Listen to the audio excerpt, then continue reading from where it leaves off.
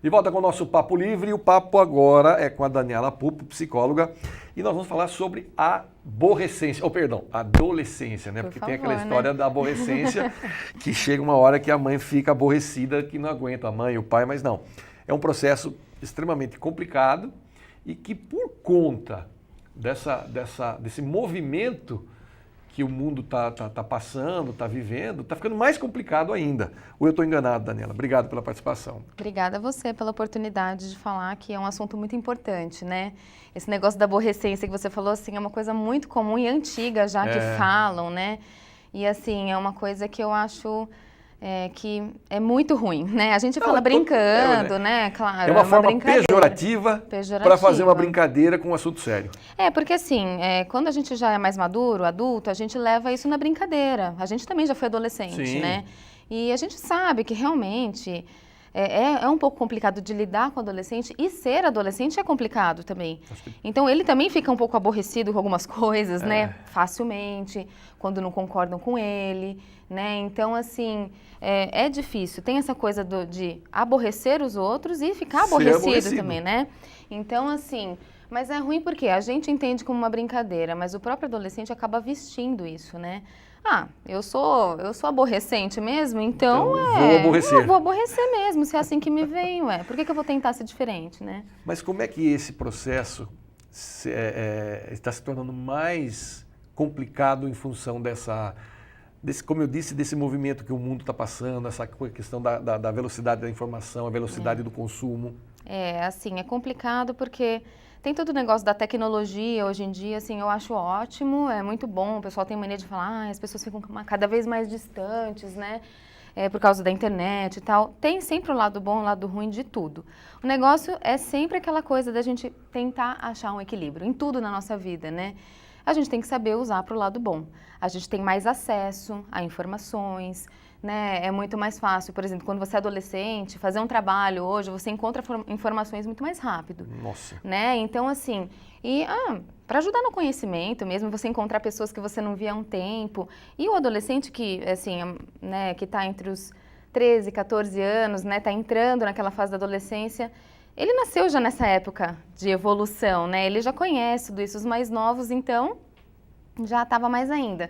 E mesmo os que têm 17 e tal, também foi tudo nessa época, já conheceram o mundo assim já, né? É mais difícil porque acaba ficando, né? A gente acaba usando a parte ruim, que seria se distanciar fisicamente das pessoas, aquela presença, que nem eu tô com você aqui conversando, né? Então, assim, isso é importante, contato, né, cara a cara da pessoa mesmo. Então, o adolescente que já nasceu, né, nessa época, né, já conheceu o mundo assim. Então, começa desde a infância também, os pais já dão um celular novinho, um tablet. Então, eles vão se comunicar com as pessoas, inclusive com os pais, dessa maneira. Pois é, nós conversávamos num outro programa com a Paulina, que é também psicóloga, e nós estávamos falando justamente sobre isso, que você vai nos lugares agora, você vê uma mesa com 4, 5 pessoas, às vezes a família toda, e todo mundo no ali, WhatsApp. Né? E muitas vezes o pessoal até mais velho, né? Faz isso então, também. Ninguém ali está sintonizado mais com aquela história de conversar, falar e tal, é o tempo todo com o telefonezinho do lado.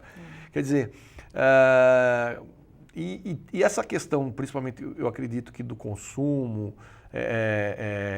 dessa interação com a internet, com a informática, com a tecnologia da informação, ela se acentuou muito nos últimos 15 anos.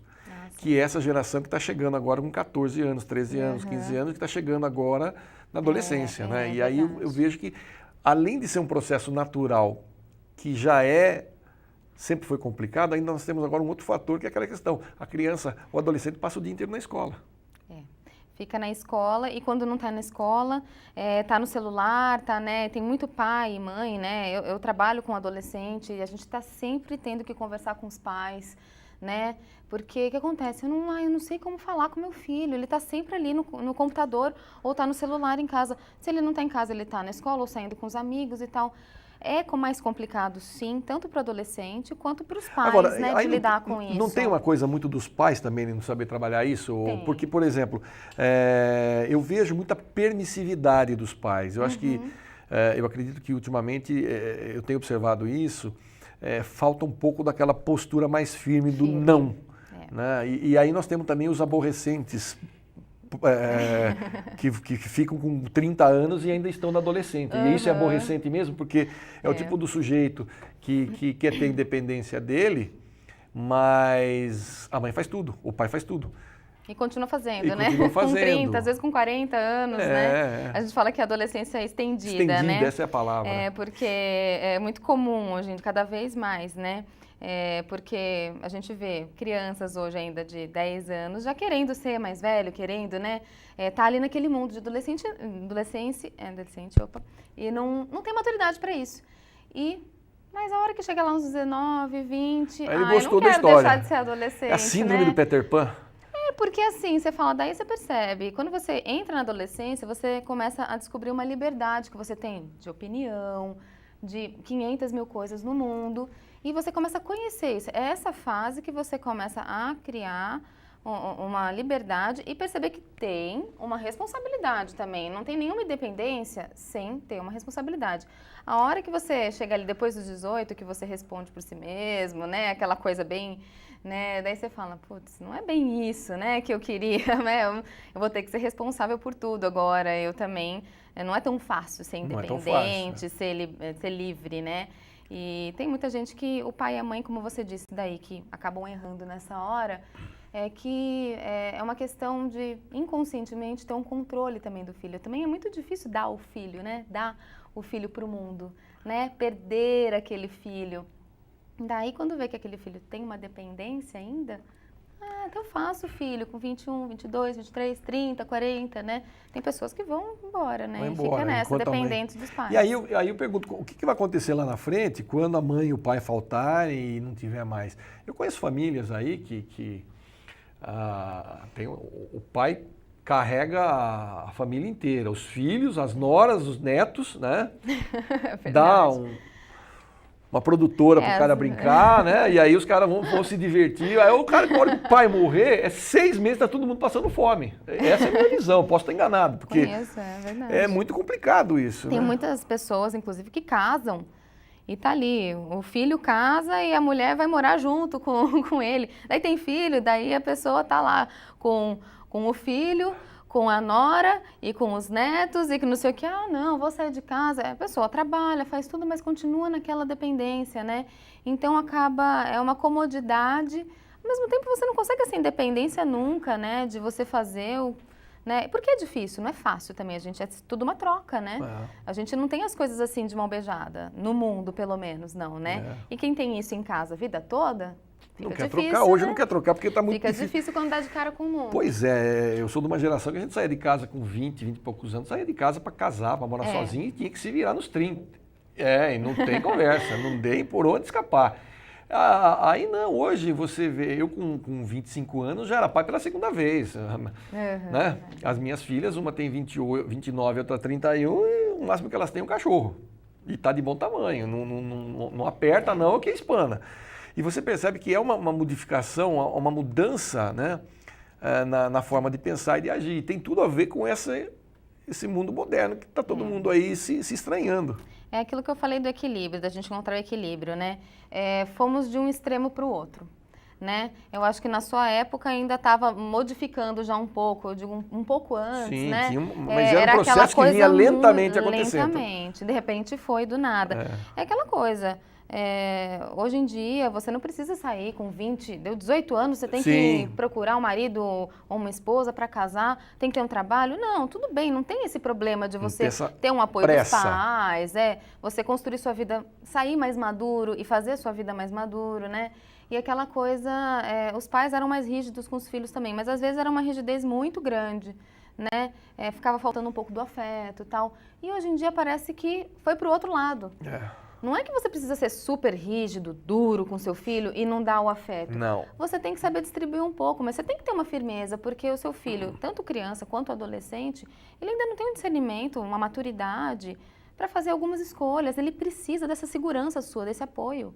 Por mais que o adolescente às vezes rebata, né? Ele está descobrindo, né? Para quando ele for adulto, ele não depender mais de você para isso, né? Você está formando um ser humano, uma pessoa para o mundo, Porque a coisa, na verdade, tende a inverter o papel, né? Porque à medida que as pessoas vão envelhecendo, vai chegar um momento que eles vão ter que dar uma assistência para os pais, Exatamente. seja de uma forma direta ou indireta, tem que haver essa troca. Exatamente. Né? Mas eu vejo que hoje esse processo ele tá se alongando muito na primeira fase.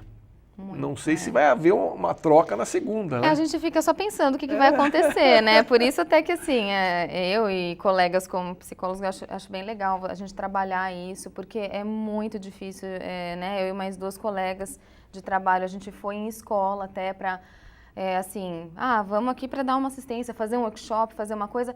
Qual é a maior demanda? Alunos, professores, os pais. Os pais, né? Os pais, porque os pais não sabem mais lidar e assim, foi incrível, foi super rico, foi super legal, mas assim, incrível. Como é que eu faço com meu filho? Eu não sei, meu filho não sai do quarto. Gente, vai lá e chama, ele é seu filho, não é ele que manda em você, né? Não tem aquela coisa de mandar também, né? Uma coisa, vamos tentar conversar, ele é um outro ser humano também, respeite ele como um outro ser humano, né? Mas tem regra. Mas você também vai ter que dar as regras que ele precisa, porque ele precisa saber quais são os limites, para quando ele for adulto, o mundo aí fora não vai ficar falando. Vou colocar aqui um exemplo que aconteceu essa semana. Minha filha me ligou horrorizada. O irmão mais novo de um amigo deles, né, da minha filha, do meu genro, tem 22 aninhos, daqueles também que estava ensaiando uma adolescência estendidíssima, né? O pai é uma pessoa super severa, super rígida, mora numa vila militar e ele tá de licença prêmio e tal, foi descansar na casa do filho mais velho que mora em Miami. O que o garotão fez? Escondeu 12 quilos de maconha em casa, a pedido de um amigo chegado para ganhar uns trocos. Tem casa, ninguém vai entrar aqui, pô, vila militar, quem vai entrar aqui? Aí um dos bandidinhos caiu, deu a fita. Tá lá. Moral da história. Polícia chegou, caiu a casa, dentro da vila militar. Ele complicou a vida do pai. Você imagina? E assim, numa tranquilidade que para ele tá tudo certo. A polícia que estava errada de ter entrado na vila militar, ele foi lá buscar maconha na casa dele. Quer dizer, olha a falta de senso, né? Vai quebrar a cara daí, né? E o que é pior, falar que o pai dele não era rígido, o pai dele era militar, o pai dele era da linha dura, daquele que filho meu é o seguinte, aprontou, paga. Só que não adiantou, né? Então, você vê essa rigidez excessiva, também não adianta. Ou a pessoa vai ficar rígida pro resto da vida, vai ser uma pessoa fechada, vai ser uma pessoa... Ou então ela vai pro outro lado. Vai descambar. Porque ela vai estar revoltada com isso. Eu não quero mais isso para mim, né? Então, assim, a rigidez também excessiva, como eram, né? Ali né, até o meio do século passado, né? Digamos até ali década de 50. De 70 ainda existem. Começou a ter uma mudança, mas ainda tinham muitas famílias, a partir dos 80 que a coisa começou a ter uma suave mudança. Ainda existem famílias assim, né? Claro, sempre ficam, né? Mas assim, você vê que elas são pessoas muito mais rígidas. Você vê pessoas assim um pouco mais velhas, até idosas, né? Hoje, são pessoas que por mais que tenham a mente mais aberta, têm uma cabeça muito certinha. Não pode, mas porque nem sei porque não pode, mas não pode. Mas não pode, não né? tem flexibilidade. Eu acho, exatamente, a flexibilidade é importante. Eu acho que hoje foi muito pro outro lado. É tudo muito livre, pode tudo, né? E assim, não é bem isso, porque é o que acontece. No caso dele, por exemplo, foi a rigidez em excesso, mas isso acontece com pessoas que também o pai e a mãe dão liberdade para tudo, ele nunca bate a cara, nunca sabe onde é o limite, a hora que chega no mundo aí, ele vai sofrer mais. E no caso, eu acho que o cara tinha uma tendência à malandragem mesmo, porque pelo que... daí vai muito da personalidade de cada um, não dá para generalizar, né? Ele era o sujeitinho que batia fora do bumbum, porque tinha um componente familiar lá que facilitou isso, mas enfim... É uma pena, porque a gente vê que esses são os rumos que essa sociedade está tomando hoje, nessa fluidez, nessa coisa sem muito vínculo, sem muito afeto, sem muito compromisso. É tudo muito rápido, muito ligeiro, muito fugaz. E aí as coisas... Porque não vai dar nada, até que dá. E agora como é que faz? Então, são coisas que complicam a vida de todo mundo. Daniela, muito obrigado pela participação, foi um prazer recebê-la aqui. Volte outras vezes para a gente falar mais sobre o assunto, que eu tenho certeza é um assunto que agrada todo mundo que está em casa e é um assunto que a gente tem muito que conversar. Com certeza. Obrigada a você pela oportunidade, né? É sempre bom falar um pouco sobre isso. Muita gente precisa dessas informações, né? Ouvir um negocinho aqui ou ali para parar e pensar um pouquinho, né? Sempre bom. Legal. E quem quiser saber mais da Daniela, está aparecendo na sua telinha aí o telefone dela e você pode entrar em contato marcar uma consulta ou um bate-papo, aí fica a seu critério, só para conhecer um pouco mais do trabalho dela. Obrigado mais uma vez, obrigado a você pelo carinho da sua audiência, eu fico por aqui e a gente se vê no nosso próximo encontro. Até lá, fique com Deus e muita paz.